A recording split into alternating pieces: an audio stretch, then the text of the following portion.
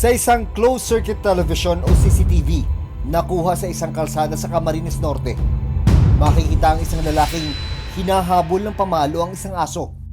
Makailang ulit tinangkang hampasin ng lalaki ang aso na isang golden retriever. Nahahagip ang aso ng pamalo at makikitang mabilis na tumakbo. Hindi na nakuna ng kamera ang mga sumunod na pangyayari. Grabe man kamoy! Pinaghahandaan pa lang mo birthday cake mo! Hanggang ang aso, nakita na lang na nakasako at wala ng buhay. Ano ang kwento sa likod ng pang-aabusong ito? Oo, adi na mama.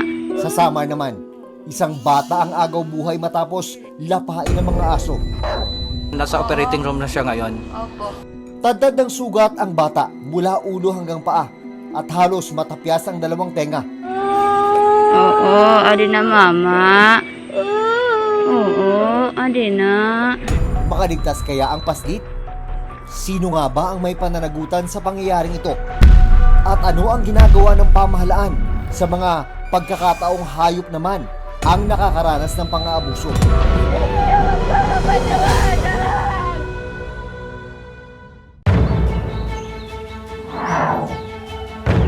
Bohol ang isa sa mga pinakadinarayong tourist destination sa bansa at isa sa tinaguriang UNESCO Global Geopark.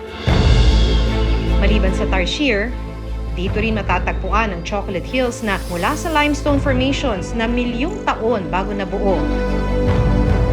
Ang Chocolate Hills kinilalang isa sa mga UNESCO geosite sa Bohol. Pero kamakailan, naging laman ito ng balita at naging maingay sa social media. Dahil sa gitna mismo ng Chocolate Hills, isang resort at iba pang istruktura ang itinayo. Pero hindi nalalayo rito ang sitwasyon ng Masungi Geo Reserve, isang conservation at ecotourism site sa Rizal. Ilang mga resort din ang nagsulputan sa itinuturing din na isa sa mga protected area sa bansa. Ba't nalawa ka? Nalawa ka! Mahawa ka! Wala kayong solusyonan! At sa ilang pagkakataon, ang mga nakikipaglaban para maprotektahan ng lugar, nakakaranas daw ng pananakot at pananakit.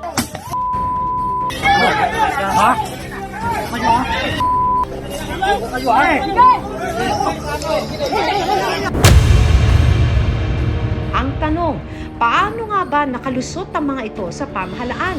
At anong ginagawang hakbang ng gobyerno para protektahan ang mga itinuturing na protected area sa bansa?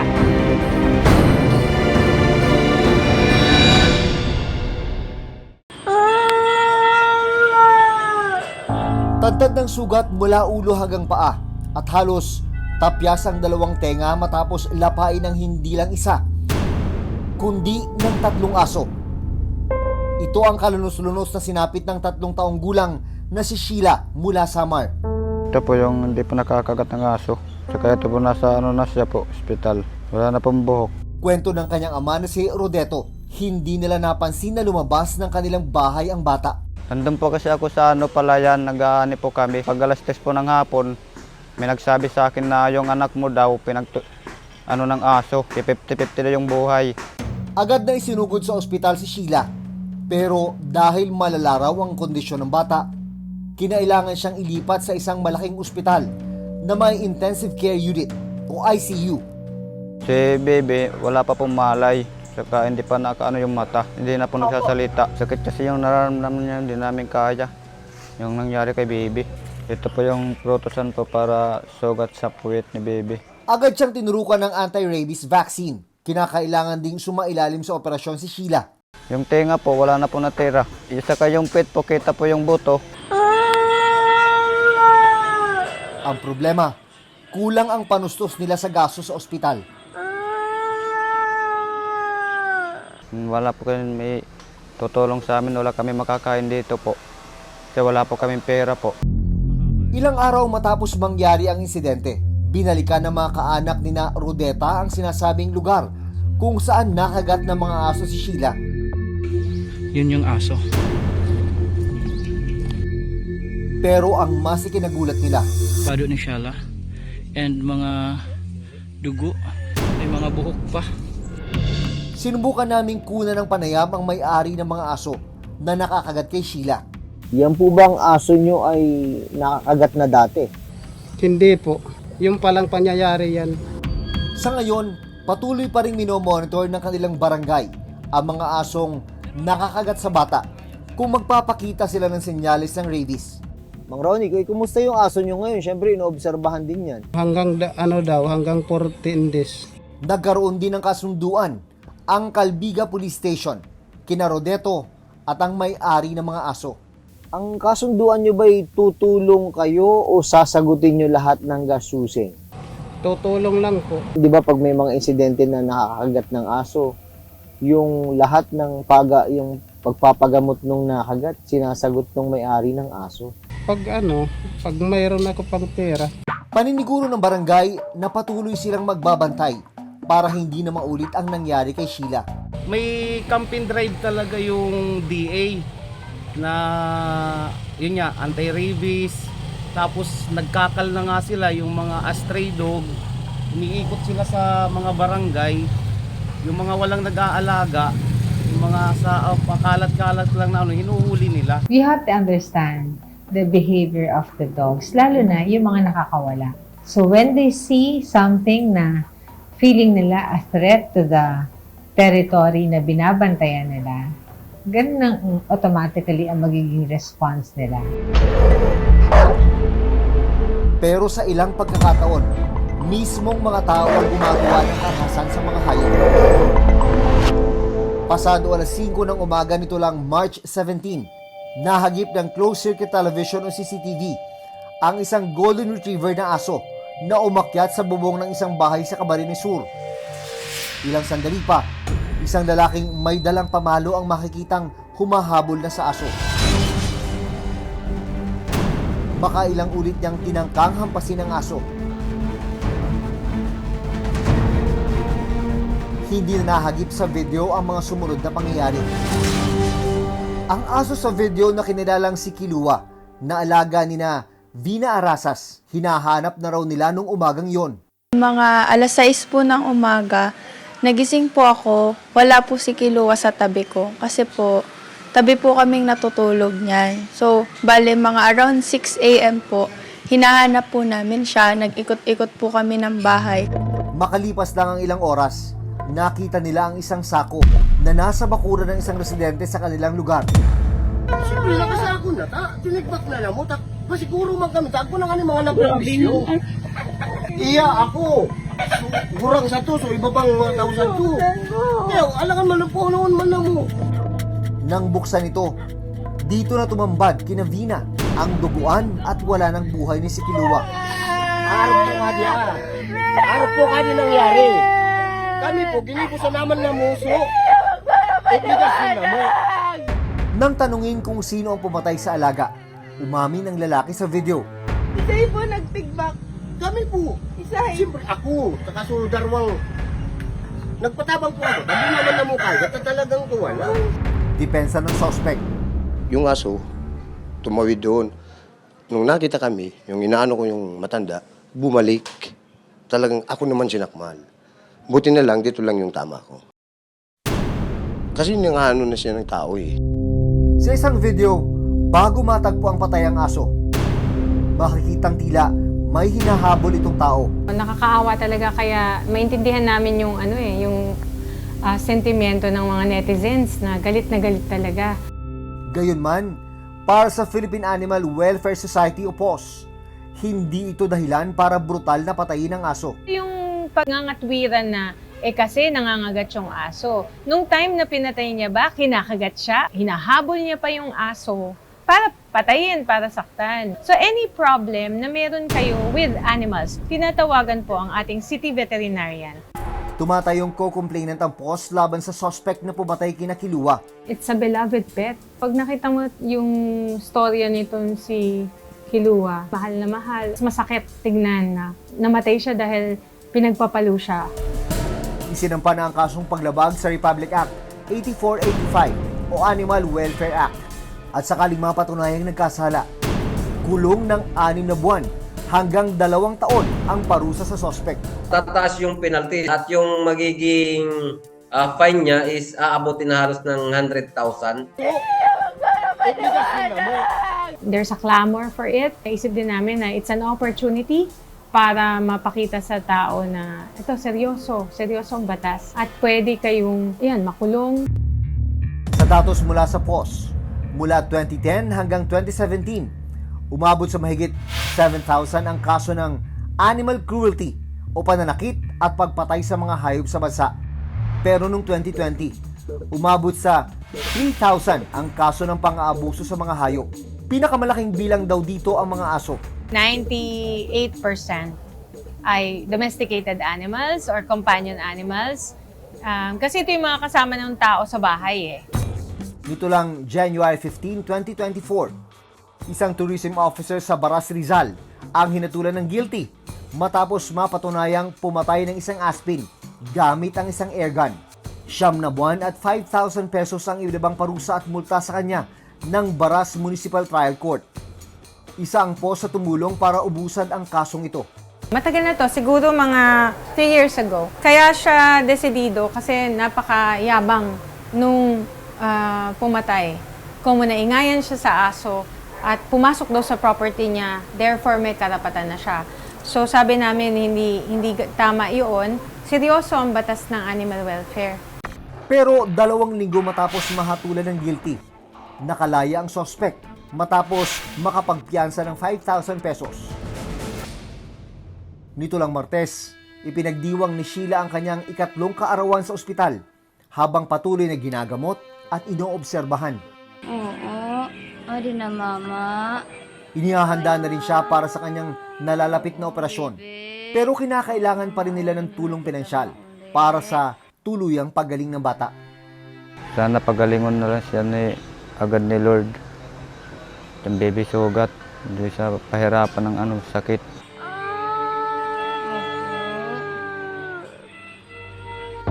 Gaya ng tao, may karapatan din ng mga hayop. Kaya mahalagang paigtingin palalo ang pagpapatupad ng batas laban sa sinumang gumawa ng pang-aabuso sa kanila. Pero mahalaga rin na maging responsible pet owner ang bawat isa para masigurong walang sinuman, mapatao man o hayop ang mapahamak. Okay na.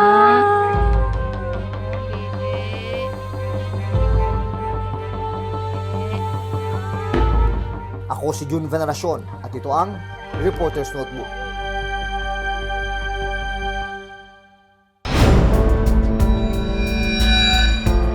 Kamakailan lang, nag-viral online ang isang resort na itinayo sa Chocolate Hills. Legal ba ang pagtatayo ng istruktura sa loob mismo ng isang protected area? May swimming pool na may slide, cottages at mga kwarto. Ito ang Captain's Peak Garden and Resort na matatagpuan sa Sagbayan, Bohol. Pero ang kakaiba sa resort, nakatayo ito mismo sa gitna ng Chocolate Hills. Sabi ng Department of Environment and Natural Resources o DENR, 2007 nang makakuha ng titulo sa lugar ang may-ari ng resort. Mas nauna ito bago ideklarang protected area ang Chocolate Hills noong 2018. Nakakuha raw ang resort ng clearance mula sa Protected Areas Management Board o PAMB para makapagpatayo ng commercial area. Sa loob po ng isang protected area, there are what we call a strict protection zone and a multiple use zone. This particular area where Captain's Peak is declared as a multi-use zone. 2019 nang makakuha naman ang resort ng business permit mula sa lokal na pamahalaan ng Sagbayan. Ang problema, sabi ng DENR, sa 2 pagkakataon na na-issuehan ng Captain's Peak Garden and Resort ng PAMB Resolution noong 2018 at 2022, wala itong nakuhang Environmental Compliance Certificate o ECC. The fact na nagtayo po sila, much more na nag-ooperate sila without an ECC is already a violation. So they are in continuous violation right now. Aminado ang resort na wala silang ECC. Wala mo na problema na mo nga wala ni isisi. Isod lagi ning ignorante kay taba. Magkuan og business mo na nay lesson to learn. So atay mahimo ato dyan ang paningkamutan nga itong flight. Ang tanong, paano nabigyan ng resort ng business permit ng LGU kung wala itong ECC? Pagkaintindi po namin, when there is a PAMBI resolution or clearance, that's it.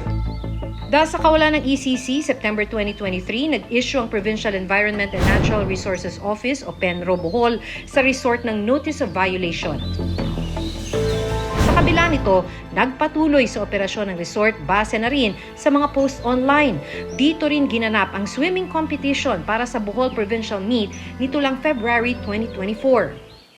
Nito lang March 14, nagbaba ng cease and desist order ang DENR para pansamantalang ipasara ang resort. Kasi ang nangyayari ngayon parang naghuhugas ng kamay ang mga tao. Sabi ng LGU binigyan ng permit ng DENR. Ang sabi ng DENR binigyan ng permit pero kailangan ng Environmental Compliance Certificate ng ECC.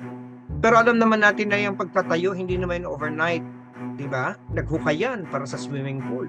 Nagtayo ng building. So ang tanong hindi ba natulog ba sila sa pansitan? Bakit hindi alam ng LGU na nakansila? Hindi ba sila nag-uusap pero sila member ng Protected Area Management Board? Samantala, sabi ng United Nations Educational, Scientific and Cultural Organization o UNESCO, ano ba yung mga nalabag niya sa criteria when it was declared as a global geopark? Kailangan kasi natin makita is whether the guidelines of the Protected Area Management Board of the Chocolate Hills is strict enough, no, to ensure that we are able to protect, no, the Chocolate Hills, no, in its geological significance. lumalabas na hindi lang pala ito ang naipatayong istruktura sa may Chocolate Hills. There's the view deck talaga na owned by the government. There is that Sagbayan Peak, which is an old structure, and yung Good Agta. So our presumption is that they went through the process and they were able to get the required permits. Paniniguro ng DENR, sisilipin nila kung dumaan sa proseso at kumpleto sa mga requirements ang ibang itinayong establishmento sa lugar. Whatever the policies, laws, rules, and regulations applicable to this particular establishment, we will apply it equally to all the others. Susunod, sa videong ito makikita ang pananakot at pananakit sa ilang forest ranger ng Masungi. Ba't kayo nahawak ka? Ba't kayo nahawak ka? Nahawak ka! Mahawak ka! Wala kayo sensualan! Ba't kayo nahawak ka?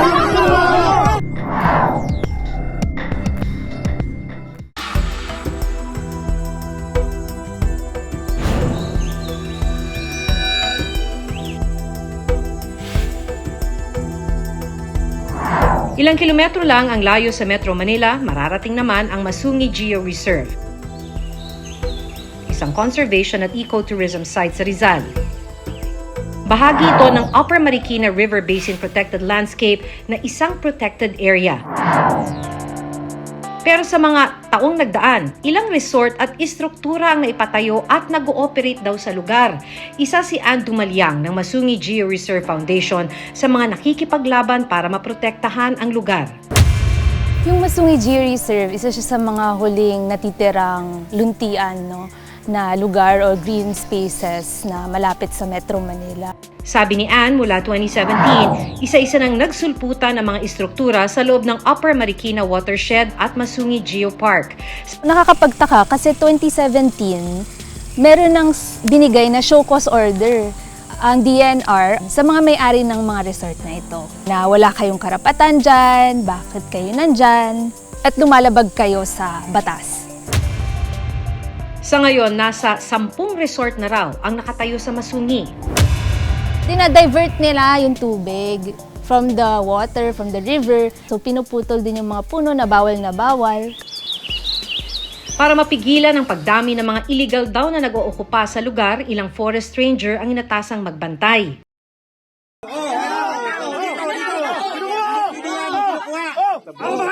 Ang masaklap, sila mismo makailang ulit na nakaranas daw ng panghaharas. Sa videong ito, makikita ang pananakot at pananakit sa ilang forest ranger ng Masungi. Ba't ka nahawak ka? Ba't ka nahawak ka? Nahawak ka! Mahawak ka! Wala ka isang suwaran! Ba't ka nahawak ha?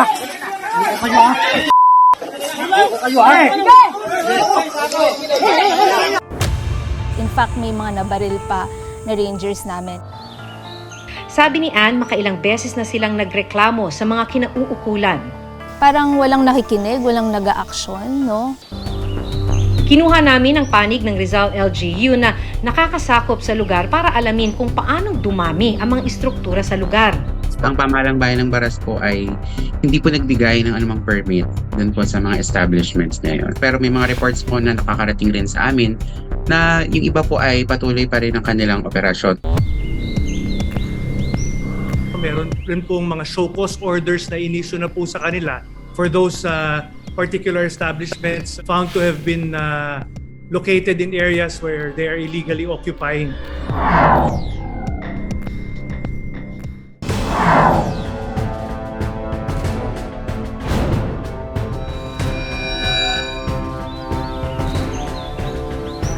Ilan lang ang Chocolate Hills at Masungi Geo Reserve sa mga ipinagmamalaki at itinuturing na natural na yaman ng bansa.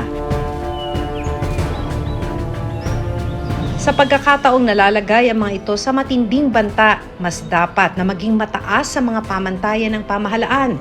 Mahalagang nasusunod ang mga alituntunin, mahigpit na naipatutupad ang mga kautusan at batas, at ang mga lalabag mapanagot. Ako si Maki Pulido at ito ang Reporter's Notebook.